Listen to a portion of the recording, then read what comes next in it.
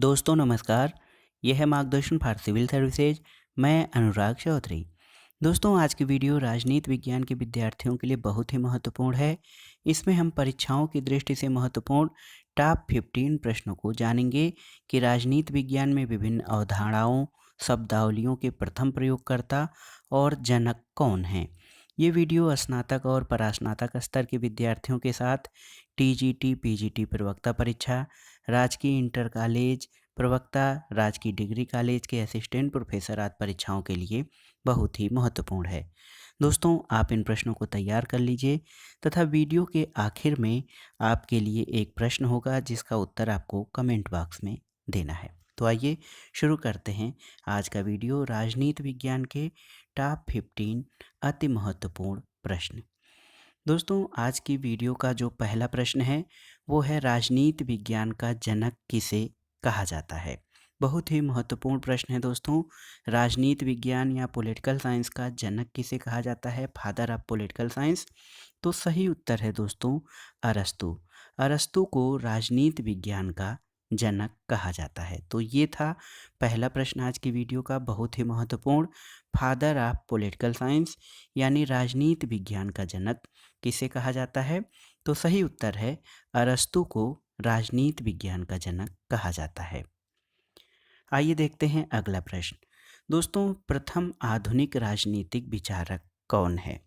जैसे राजनीति विज्ञान का जनक अरस्तु को कहा जाता है, उसी आधार पर एक प्रश्न ये बनता है प्रथम आधुनिक राजनीतिक विचारक कौन है। तो सही उत्तर है दोस्तों मैकियावेली।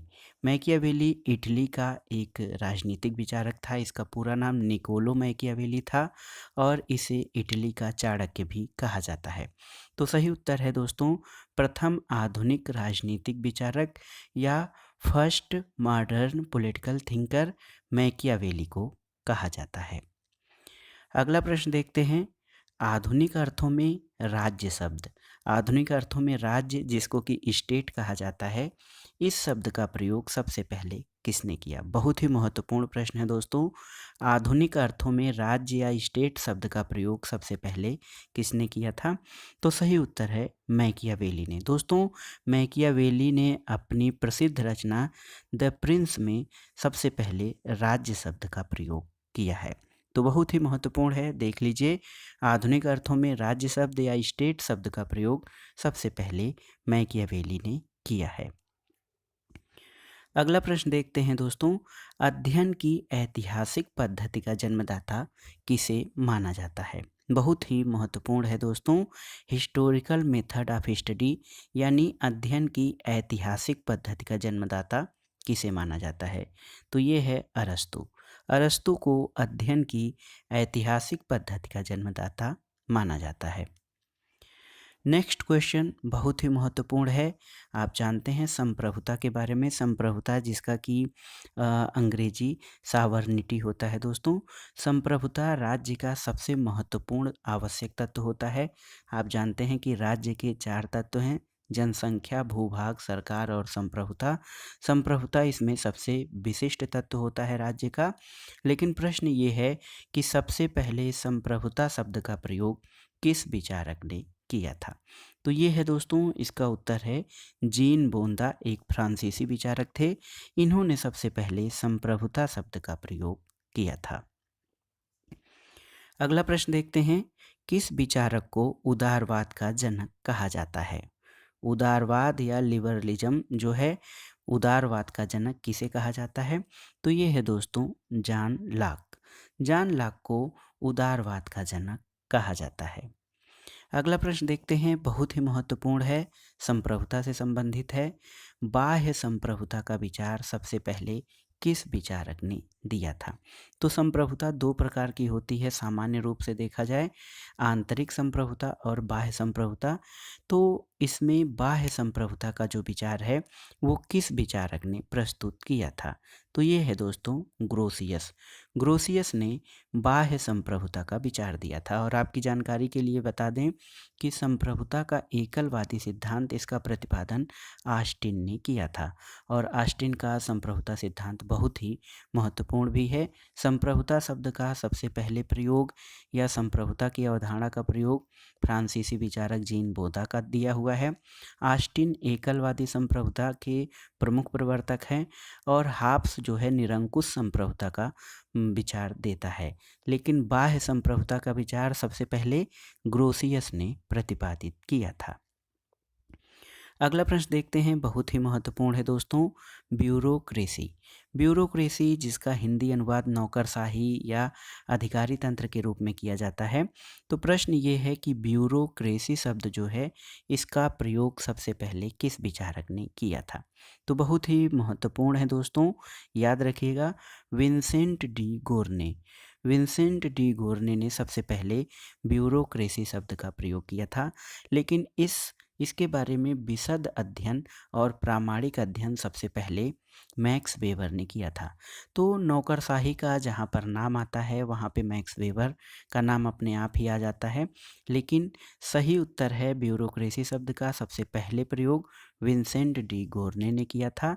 लेकिन नौकरशाही या अधिकारी तंत्र का सबसे पहले प्रामाणिक अध्ययन या विस्तार पूर्वक अध्ययन मैक्स वेबर ने किया था। अगला प्रश्न देखते हैं, लोक प्रशासन का जनक किसे कहा जाता है? बहुत ही महत्वपूर्ण प्रश्न है, पब्लिक एडमिनिस्ट्रेशन से संबंधित है। फादर ऑफ पब्लिक एडमिनिस्ट्रेशन किसे कहा जाता है? दोस्तों सही उत्तर जानने से पहले ये जान लेते हैं, पहले राजनीति विज्ञान और लोक प्रशासन को एक ही माना जाता था। लोक प्रशासन अभी एक तरह से नया विषय है और लोक प्रशासन को एक अलग अध्ययन के विषय के रूप में स्थापित करने का श्रेय या लोक प्रशासन को अलग विषय के रूप में जो है इसको परिवर्तित करने का श्रेय किसे जाता है? तो ये हैं वुडरो विल्सन। वुडरो विल्सन को लोक प्रशासन का जनक या फादर ऑफ पब्लिक एडमिनिस्ट्रेशन भी कहा जाता है। अगला प्रश्न देखते हैं दोस्तों, एक महत्वपूर्ण अवधारणा, शीत युद्ध यानी कोल्ड वार। शीत युद्ध शब्द का प्रयोग सबसे पहले किसने किया था? कोल्ड वार आप जानते हैं, शीत युद्ध जो है वो द्वितीय विश्व युद्ध के बाद दो गुटों, पूंजीवादी और साम्यवादी गुट, या यूं कहें कि संयुक्त राज्य अमेरिका और सोवियत संघ के बीच वैचारिक मतभेद या वैचारिक संघर्ष को शीत युद्ध कहा जाता है। इस शब्द का सबसे पहले प्रयोग बर्नार्ड बरूच ने किया था। तो याद रखिएगा दोस्तों, बर्नार्ड बरूच ने सबसे पहले शीत युद्ध शब्द का प्रयोग किया था। और शीत युद्ध दो विचारधाराओं, पूंजीवाद और साम्यवाद के बीच का अंतर्द्वंद या संघर्ष माना जाता है। अगला प्रश्न देखते हैं दोस्तों, अंतर्राष्ट्रीय संबंधों में गुट निरपेक्षता या नॉन अलाइनमेंट शब्द का प्रथम प्रयोगकर्ता कौन था? अंतर्राष्ट्रीय संबंधों में गुट निरपेक्षता शब्द सबसे पहले किसने प्रयोग किया था? तो सही उत्तर है दोस्तों, भारत के एक राजनयिक V.K. कृष्ण मेनन ने सबसे पहले 1953 ईस्वी में गुट निरपेक्षता शब्द का प्रयोग किया था। दोस्तों आप गलती से पंडित जवाहरलाल नेहरू मत मान लीजिएगा। यद्यपि 1954 में पंडित जवाहरलाल नेहरू ने इस शब्द को व्यापक अर्थों में प्रयोग किया और गुट निरपेक्ष आंदोलन के प्रमुख प्रयोक्ताओं में से एक थे। तो सही उत्तर है, अंतर्राष्ट्रीय संबंधों में गुट निरपेक्षता शब्द का प्रथम प्रयोग भारत के राजनयिक V.K. कृष्ण मेनन ने किया था 1953 में। और पंडित जवाहरलाल नेहरू ने गुट निरपेक्ष आंदोलन के प्रारंभ में महत्वपूर्ण भूमिका निभाई थी। नेहरू, नासिर और टीटो का नाम गुट निरपेक्ष आंदोलन के साथ जुड़ा हुआ है। अगला प्रश्न देखते हैं दोस्तों, बहुत ही महत्वपूर्ण प्रश्न है और थोड़ा कठिन भी है। तो ये है दोस्तों ग्लोबलाइजेशन। आप जानते हैं ग्लोबलाइजेशन जिसको भूमंडलीकरण या वैश्वीकरण कहा जाता है। तो ग्लोबलाइजेशन शब्द का सबसे पहले प्रयोग किसने किया था? तो आपकी जानकारी के लिए बता दें दोस्तों, हार्वर्ड बिजनेस स्कूल के प्रोफेसर थियोडोर लेविट ने सबसे पहले ग्लोबलाइजेशन शब्द का प्रयोग किया था। दोस्तों, ग्लोबलाइजेशन एक ऐसी अवधारणा है जिसमें देशों की सीमाओं के बंधन टूट जाते हैं और पूरी दुनिया में व्यापार और आर्थिक प्रसार मुक्त रूप में होने लगता है। और इसमें ग्लोबलाइजेशन का अर्थ ये है कि पूरा ग्लोब जो है एक परिवार की तरह हो जाता है, यानी देशों की सीमाएं क्षीण होने लगती हैं और सूचनाओं का आदान प्रदान, संबंधों का आदान प्रदान एक छोर से दूसरे छोर तक होने लगता है। तो ये एक प्रकार से ग्लोबलाइजेशन या भूमंडलीकरण है। तो ग्लोबलाइजेशन शब्द का सबसे पहले प्रयोग हार्वर्ड बिजनेस स्कूल के प्रोफेसर थियोडोर लेविट ने किया था, याद रखिएगा। अगला प्रश्न देखते हैं दोस्तों, बहुत ही महत्वपूर्ण अवधारणा समाजवाद। समाजवाद या सोशलिज्म शब्द का प्रयोग सबसे पहले किस विचारक द्वारा किया गया था? बहुत ही महत्वपूर्ण प्रश्न है। समाजवाद शब्द का सबसे पहले प्रयोग किसने किया था? तो सही उत्तर है दोस्तों रॉबर्ट ओवन। रॉबर्ट ओवन ने सबसे पहले समाजवाद शब्द का प्रयोग किया था, क्योंकि रॉबर्ट ओवन जो थे वो कल्पनादर्शी विचारक माने जाते हैं। Saint Simon Fourier, Robert Owen, इनको कल्पनावादी विचारक माना जाता है। इन्होंने समाजवाद की कोई रूपरेखा नहीं प्रस्तुत की कि समाज में किस प्रकार से समाजवाद लाया जा सकता है।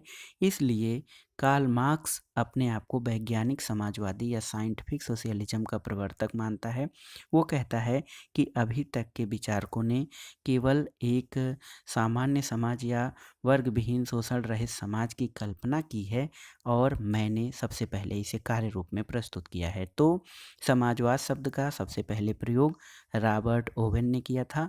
वैज्ञानिक समाजवाद कार्ल मार्क्स की देन है। अगला प्रश्न है दोस्तों, किस विचारक को अंतर्राष्ट्रीय कानून का जनक कहा जाता है? International law, father of international law किसे कहा जाता है? तो सही उत्तर है ह्यूगो ग्रोसियस। दोस्तों, ह्यूगो ग्रोसियस को अंतर्राष्ट्रीय कानून का जनक कहा जाता है। अगला प्रश्न और इस वीडियो का आखिरी प्रश्न है दोस्तों, विचारधारा का अंत या एंड ऑफ आइडियोलॉजी का सिद्धांत किसके द्वारा प्रतिपादित किया गया था? बहुत ही महत्वपूर्ण है। विचारधारा का अंत जो है एक आधुनिक सिद्धांत है, एंड ऑफ आइडियोलॉजी। इस सिद्धांत का प्रतिपादन किसने किया था? तो सही उत्तर है दोस्तों डेनियल बेल ने। डेनियल बेल के द्वारा विचारधारा के अंत का सिद्धांत प्रतिपादित किया गया है। सामान्य अर्थों में बता दें कि विचारधारा के अंत का अर्थ ये है कि वर्तमान औद्योगिक पूंजीवादी व्यवस्था में विचारधाराओं की बात अब नहीं रह गई है और पूरी दुनिया आर्थिक आधार पर अपने विकास में जुटी हुई है। तो ये विचारधारा के अंत का संक्षेप में मीनिंग था और इसका जो प्रतिपादन है, विचारधारा के अंत का प्रतिपादन डेनियल बेल द्वारा किया गया है। अब आइए जान लेते हैं दोस्तों आपके लिए एक प्रश्न, बहुत ही आसान सा प्रश्न है राजनीति विज्ञान और नागरिक शास्त्र के विद्यार्थियों के लिए। इतिहास का अंत या एंड ऑफ हिस्ट्री की अवधारणा किस विचारक के द्वारा प्रतिपादित की गई है? प्रश्न एक बार फिर से सुन लीजिए। इतिहास के अंत की अवधारणा या एंड ऑफ हिस्ट्री का विचार किस विद्वान ने प्रतिपादित किया है? तो ये था आज का प्रश्न दोस्तों आपके लिए, और साथ ही हमने 15 महत्वपूर्ण प्रश्नों को हल किया जो राजनीति विज्ञान के विद्यार्थियों के लिए टीजीटी, पीजीटी, नागरिक शास्त्र, प्रवक्ता परीक्षा, government inter college, government degree college, उच्चतर शिक्षा सेवा चयन बोर्ड के असिस्टेंट प्रोफेसर आदि परीक्षाओं के लिए ये वीडियो बहुत ही महत्वपूर्ण और उपयोगी सिद्ध होगा। आप इन प्रश्नों को तैयार कर लीजिए। साथ ही अगर जो आपके मन में कोई संशय या संदेह है तो उसके बारे में भी हमें कमेंट बॉक्स में लिखिएगा। कोई प्रश्न ऐसा हो जिसका उत्तर आप नहीं पा रहे हों तो हमें ज़रूर लिखिएगा, निसंकोच लिखिएगा। वीडियो आपको कैसा लगा हमें कमेंट बॉक्स में ज़रूर बताइए। वीडियो को लाइक करें, शेयर करें और इस चैनल मार्गदर्शन फॉर सिविल सर्विसेज को सब्सक्राइब करें। वीडियो देखने के लिए धन्यवाद दोस्तों। नमस्कार।